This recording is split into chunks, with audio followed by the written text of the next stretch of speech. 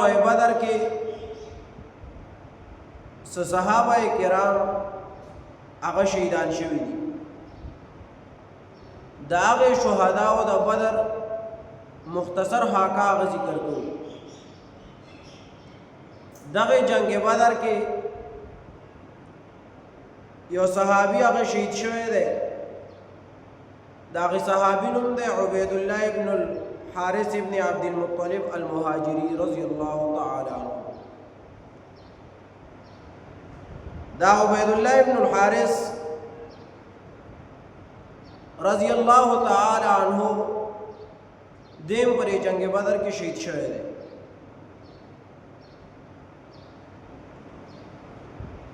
کله چې سړی دی بدر دی مقام ته لاړ شي نو د بدر په مقام کې دا شهدای بدر چې دین د دې سره سیټ ته یو ګټه لګېدلې تخته لګېدلې او هغه شهدای بدر د هغې نومونه په هغې ګټه باندې لیکلی شوي دي. که څوک تلي هغوی به لیدلي.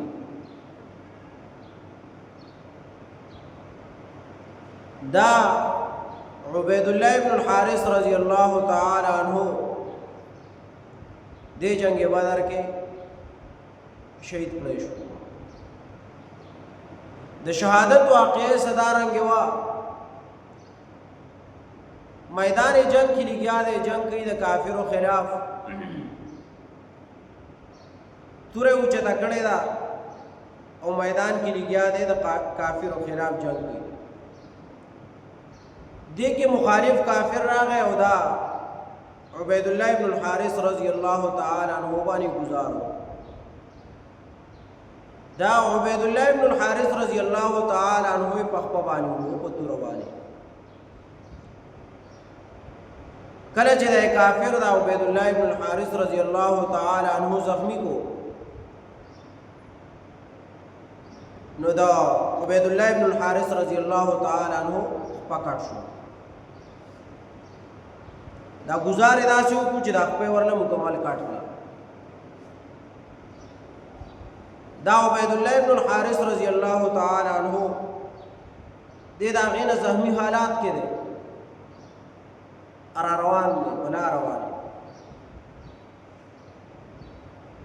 کله چې یو مقام ته رارسي صفرا مقام ته داسې څه وسایل شته نه چې دا وینه به بند کی، داسې څه دوایانې دارو درمل شته نه، وینه شروع ده د وجود نه وځي خپل مکمل کاټ ته او دې په هغې زخمي حالات کې را روان دی. چې کله د صفرا مقام ته راورسېدو نو دا عبید الله ابن الحارث ابن عبد المطلب المهاجری رضی الله تعالی عنہ دې په شهادت باندې ورسېد. صفرا مقام کې دې شهید کړی شو او هغه ځای کې بیا دفن هم دی د صفرا مقام کې. علامہ ابن عبد البر رحمه الله خپل کتاب الاستیعاب کې لیکي چې یو ځل نبی علیه الصلاۃ والسلام او صحابه کرام رضی الله تعالی عنهم یو پیر په دې مقام باندې تیرېده د صفرا مقام باندې. نو دغه صفرا مقام کې پړاو واچو دمای کولا. صحابه کرام نبی علیه الصلاۃ والسلام ته یا رسول الله دلته هونه څخکارا خوشبوئی شته چې ښکارا سو بوتلی یا سو لرګي چې د هغې نه خوشبوئی راوچتېږي. خو چې مونږ کله سا راکاږو او سا اخلو نو په مونږ باندې د مشکو د عنبرو بین لګي. حالان کې مونږ کې دې ډله کې د چا سره نه مشک او عنبر شته او نه په دې ځای کې د مشکو د عنبرو څه عطر شته، خو په مونږ باندې د مشکو د عنبرو بین لګي کله چې مونږ سا راکاږو مونږ داسې محسوسو. نبی علیه الصلاۃ والسلام ورته وویل ولې تاسو ته پته نشته؟ صحابه کرام تپوس کی یا رسول الله مونږ ته پته نشته څه وجه کېدی شي؟ نبی علیه الصلاۃ والسلام ورته وویل چې صحابه کرام او زما ملګرو تاسو ته پته نه دلته د ابو معاویه قبر دی دې صفرا مقام کې د ابو معاویه قبر دی دا ابو معاویه د عبید الله ابن الحارث ابن عبد المطلب د کنیه و دی په ابو معاویه باندې مشهور نو دا ابو معاویه عبید الله ابن الحارث ابن عبد المطلب رضی الله تعالی عنہ دی په صفرا مقام کې دفن نو تاسو ته پته نه دلته د ابو معاویه قبر دی او تاسو ته دا پته نشته چې عبید الله ابن الحارث دا بدری صحابي دی د بدر کې شریک شوی دی نو دا خوشبوئی چې تاسو باندې لګین دا د عبید الله ابن الحارث رضی الله تعالی عنہ د قبر نه راچوتیږي دا غدر ته دفن شوی دی نو دا بدری صحابي دی نو الله منتخی چې دا هغه د قبر نه خوشبوئی راوچتیږي د صحابي میدان بدر کې شهید شوی دی جنگ بدر کې شهید میدان جنگ ته دا ټول قیودات وسره دي نبی علیه السلام گواہی وسره ده چې دې شهید شوی دی او دا خوشبوئی د مشک او د عنبر او د قبر نه دي وس که یو سړی وي چې پلان کې عالم هغه شهید کړی شوی دی یا مړ دی او د هغه د قبر نه خوشبوئی راوچتیږي نو دا ټیک خبره نه ها هر قیادت کله کله داسې کیږي کله کله داسې کیږي چې د یو نیک بنده د قبر نه خوشبوئی ځي خدا کومه چې عام مشهوره د خلکو کې چې د پلان کې د قبر نه خوشبوئی راوچتیږي د پلان کې د هغې نه راوچتیږي د پلان کې د نه مونږ خاوره راوړه نو دا خبره ټیک نه ده د دې دپاره به ځان له یو مقام هم پکاري او څوک چې دا محسوسینو د احساس دپاره هم یو مقام پکاري دا هر سړي ته خو الله نه ښیي یو نیک بنده وفات شوی دی شهید کړی شوی دی او یو بدکاره سړی راشي هغوی چې ما خوشبوئی لګي دا غلطه خبره ده دې دپاره به شهادت پکاري خو د بدر دې دپاره به احساس پکاري خو د چا د صحابه او چې یو سړی هر سړی بیا د دې ځای نه دلیل نیسي چې حدیث کې راغلی چې د قبر نه خوشبوئی راوچتیږي نو ته ورشه جنت البقیع ته ورشه او جنت المعلا ته ورشه او یا دې سه کم ځای کې چې صحابیات او صحابه کرام دفن دي هغې کې خوشبوئی نه وي یو ځای کې هم خوشبوئی نشته ملګري به ګرځېدلي د حرم سره چې کومه نږدې مقبره ده صحابیات یې پکې دفن دي امهات المؤمنین پکې دفن دي د هغې نه خوشبوئی نه وي دا غلطه طریقه ده دې سره چې بیا دا خلک کوم سړی د دې نه دلیل نیسي چې مثال په طور د قبر نه خوشبوئی سي نو بیا به قبر هم د هغې صحابي په شانتې کوي چې کوم قبر نه خوشبوئی تله تا پې مزار جوړ کړی دی قبر نه یې مزار جوړ کو پوخ دی کو او بیا وایي چې خوشبوئی دي ځینې خو عطر دی پکې چنګلي که نه عطر دی پکې ګربتی دی لګولي نور ډېرې قیسې دي پکې دا دې کړي دي او څه ملګرو داسې معلومه کړې م ده چې د پلانکي قبر د هغه نه دی نو چې خوشبوئی تله نو په هغې کې موږ څه کسان لیدلي وو چې عطر یې د شپې ناوخته راوړي او د هغه په قبر په خاوره کې شریک کړي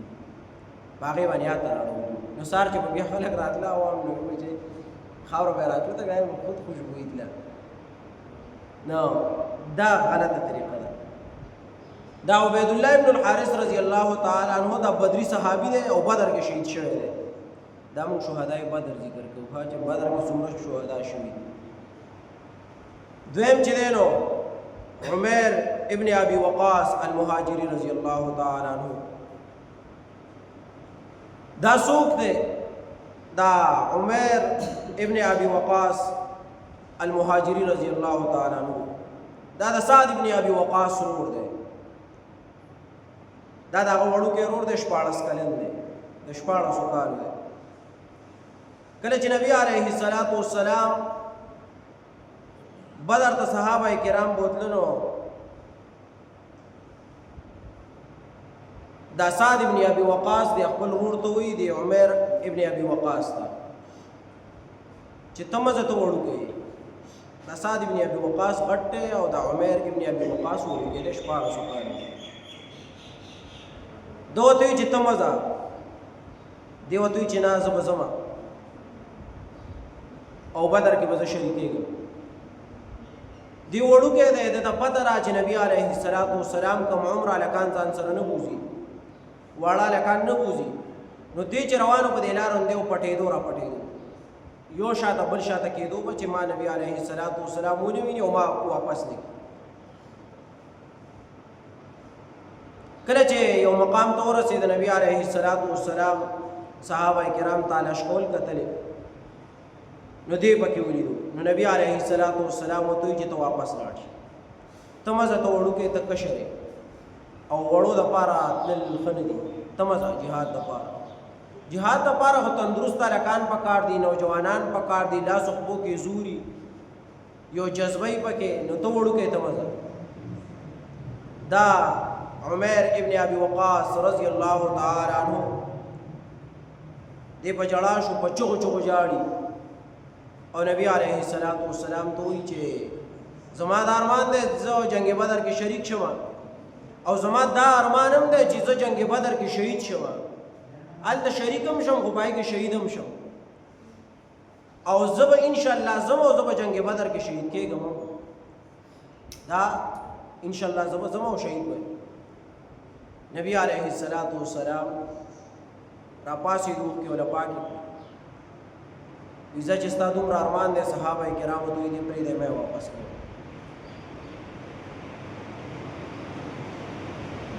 دا عمر ابن ابي وقاص رضی الله تعالی عنہ میدان بدر ته لاړ او میدان بدر کې شهید شو دا دویم هغه صحابي دی چې وړوکی دی 14 کلن دی او د نبی علیه السلام سره بدر کې شامل دی او بدر کې شهید دی دریم چې دی نو هغه ذو شمالین یا شمالین دا ذو شمالین ابن عمر المهاجری رضی الله تعالی عنہ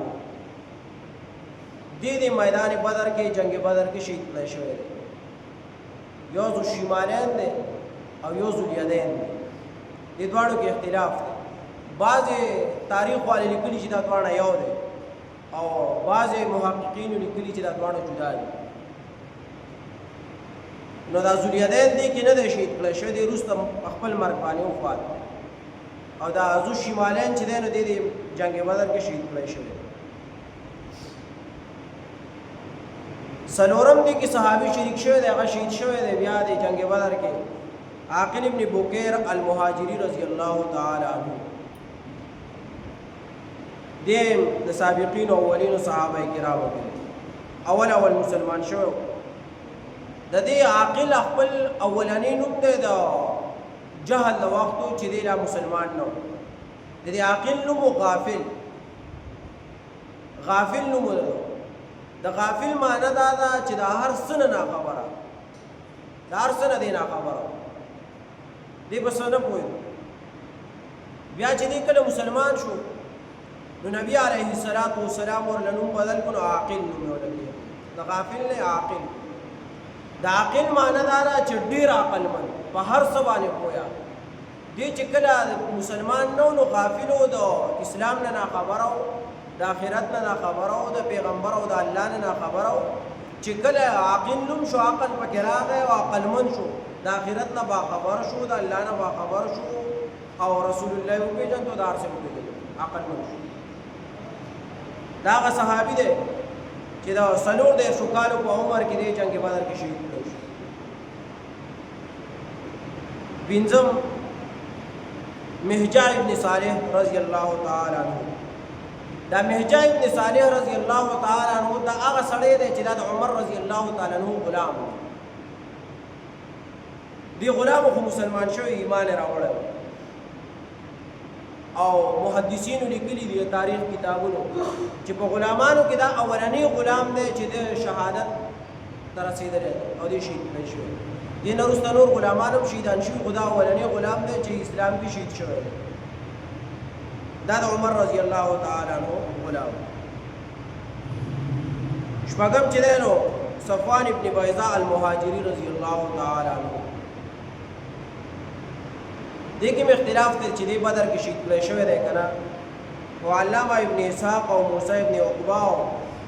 ابن سعد رحمه الله دوی وایي چې دې بدر کې شریک شوی او هلته شهید شوی. او بعض وایي چې نه دی د هغې نه وروسته هم ژوندی او بیا په خپل مرګ باندې وفات. خو صحیح قول دا دی چې دې جنګ بدر کې شریک شوی او هلته شهید شوی دی. اووم چې دی نو سعد ابن خیثمه انصاری رضی الله تعالی عنہ. دې چې دی دام صحابي دی او پلار هم صحابي دی. دا سعد ابن خیثمه دې په خپل هم صحابي دی، ایمان یې راوړی دی. او پلار هم صحابي دی، په نبي علیه السلام باندې ایمان راوړی دی. او دا سعد ابن خیثمه چې نو دې په بیعت د عقبه کې شریک شوی. یا نبي علیه السلام دې د بني عامر قبیلې سردار هم جوړ کړی. چې کله نبی علیه السلام د جنگ بدر اعلان وکړو نو دې پلار وی چې زه به ځم جنګ له جهاد دپاره او زوی چې زه به ځم. دې دواړو مکالمه را دې خبره کې. یو وایي زه به ځم جهاد دپاره، بل وایي زه به ځم جهاد دپاره. دا پلار دې زوی ته وایي چې سعد داسې کار وکړه ته به پاتې شي، کور کې د مور دا خویندې دي واړه دي نو کور بیخي خوشی نه شو پرېښودی. داسې کار وکړه ته پاتې شه او زه به لاړ شم جهاد دپاره. دې ورته وایي چې نه هره خبره دې منم، بل راته هره خبره کوې دا منم، خو د جهاد باره کې دا خبره دې نه منم. ځکه دې کې شهادت دی او شهادت سره جنت دی، او چې جنت دی نو جنت بدل کې زه ستا دا خبره نه منم. زه به ځم جهاد دپاره، ته به پاتې کېږي. دې دواړو مکالمه د اوږده په آخر کې د پلار ورته وایي چې زه تم نه پاتې کېږي، زم زور لګوم چې زم به او کور هم خوشی دی. نو داسې کار مو وکړي چې خسړی به وایي. که خسړی ستا راوغوښت ته به جهاد دپاره لاړ شي، که زما راوغوښت زه به لاړ شم. اوس ته مونږ په زور موزه مونږ نه دي. په یو وخت کې جنګ دی که نه چې یو وایي زه ځم، بل وایي زه ځم. اوس د پلار وایي چې زه ځم نو زوی به ورته وایي چې خیر دی کور ته به ته پاتې شم، ته لاړ شه. یا به ورته بیا پلار وایي چې زه پاتې کېږم، خیر دی زه لږ بوډا مې یم او مشر شوی مې یم، تاسو بالګان یې نوجوانان یې، تاسو لاړ شئ او مونږ به پاتې شو، کور به ساتو که نه. څاروي به هم ساتل غواړي او چې دی نو دلته فصل هم دی نو دا به مونږ کوو، خیر دی تاسو جهاد ته لاړ شئ. هلته د پلار او د زوی مکالمه ده. یو وایي زه به ځم، بل وایي زه به ځم. خسړی واچو، خسړی چې واچو نو هغه خسړی ده بچي راوړي، خوشحاله دی چې خسړی مې راختلی او ځم به جهاد دپاره. او دی ورته هم ویلي پلار ته چې جهاد ته ځم او جنګ بدر کې به شهید کېږم، روغ نه راځم او د دې شهادت سره به جنت ته هم ځم، کور ته واپس نه راځم. لاړ جنګ له نبی علیه السلام سره جنگ کې شریک دی، د کافرو خلاف گزار کوي او کافر را لګي. سعد هغه شهید، سعد په شهادت باندې ورسېد. پلار سره مکالمه او پلار نه خسړی ګټلی وتلی. دا څوارلس کسې دي، مختصر وایم دا ومې دا ذکر کړه. اتم وایم، اتم چې دی نو هغه مبشر ابن عبدالمنذر الانصاري رضی الله تعالی عنه، او نهم چې دی نو یزید ابن حارث الانصاري رضی الله تعالی عنه، او لسم چې دی نو عمیر ابن الحمام الانصاري رضی الله تعالی عنه، او یو لسم چې دی نو رافع ابن معلا الانصاري رضی الله تعالی عنه، دولسم چې دی نو حارثه ابن سراقه الانصاري رضی الله تعالی عنه، دیارلسم چې دی نو عوف ابن حارث الانصاري رضی الله تعالی عنه، او څوارلسم چې دی نو معوذ ابن حارث الانصاري رضی الله تعالی عنه. دا څوارلس کسان په شهادت باندې رسېدلي د کافرو خلاف په جنګ بدر کې. دا د صحیح قول مطابق دا څوارلس کسان شهیدان شوي، باقي ټول صحابه صحیح سلامت واپس کور ته راغلي او فتح یې موندلې ده جنګ بدر کې.